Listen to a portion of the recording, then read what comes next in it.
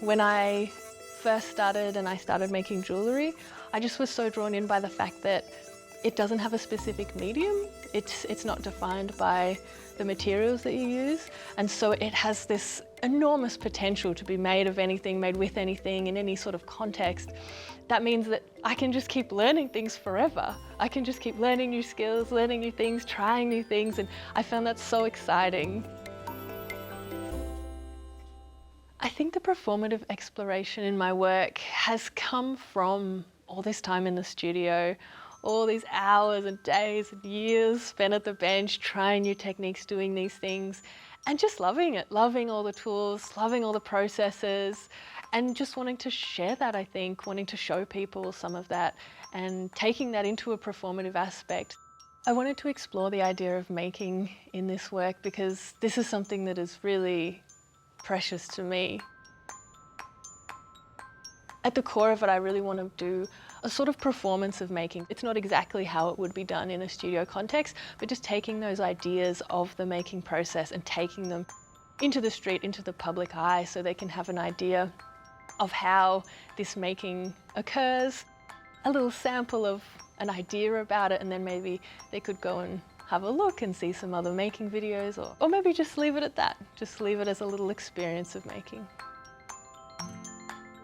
It was important to try a new space. I'd had one of the works in the gallery space, and I wanted to try another space. And I just love the idea of walking and taking it into the street, and kind of a challenge as well. You know, it's so comfortable in the studio, you kind of know what you're doing. It's a lot of problem solving as things come up, but that's kind of exciting and challenging. You're in a safe space. And now I'm kind of going out into this space that I'm not as familiar with and trying something else. My development process for Walk started with a series of 42 interviews of contemporary jewellery and object makers in Melbourne, and I interviewed them about their most precious tool. And I've collated all this data and I've examined it. I've done some drawings. And then within that, I wanted to relate it back to the project. And so I've taken the drawings that I did and I have carved those drawings into one of the rollers so that it impresses the drawings into a piece of metal as it goes through.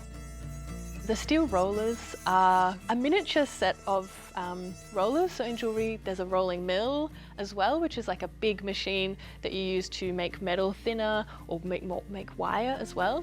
And at first I was like, great idea, I'm gonna have it on the body, it's gonna be great.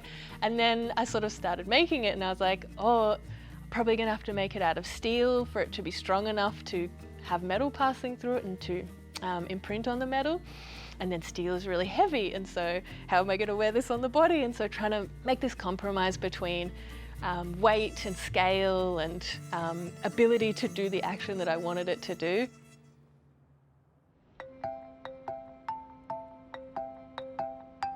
The steel roller is really important because that's the tool that's actually doing the making.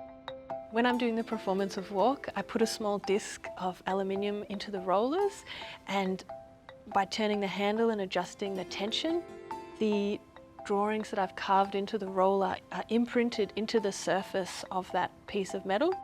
And then it comes out the bottom and I put a string on it and it becomes a neck piece.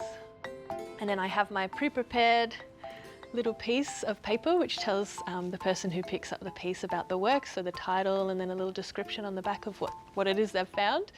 And I put the neck piece on that, and then I put it in a little envelope which I've painted with Pick Me Up, and I'm gonna leave them places in the streets.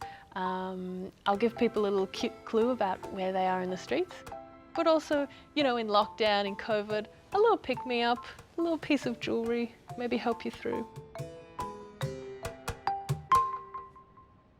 The boiler suit that I'll be wearing while doing the performance is sort of an ode to my grandpa. So he was a boiler maker, and so I've made the boiler suit.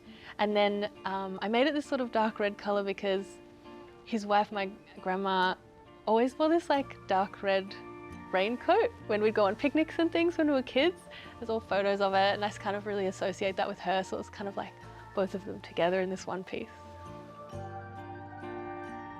To use the drawings of so many makers from around Melbourne's most precious tool is really It's such a privilege for me, for them to share their studio and their making process with me, and to be a part of their creativity and to be part of that community, to really see all of these intricate aspects has been so wonderful.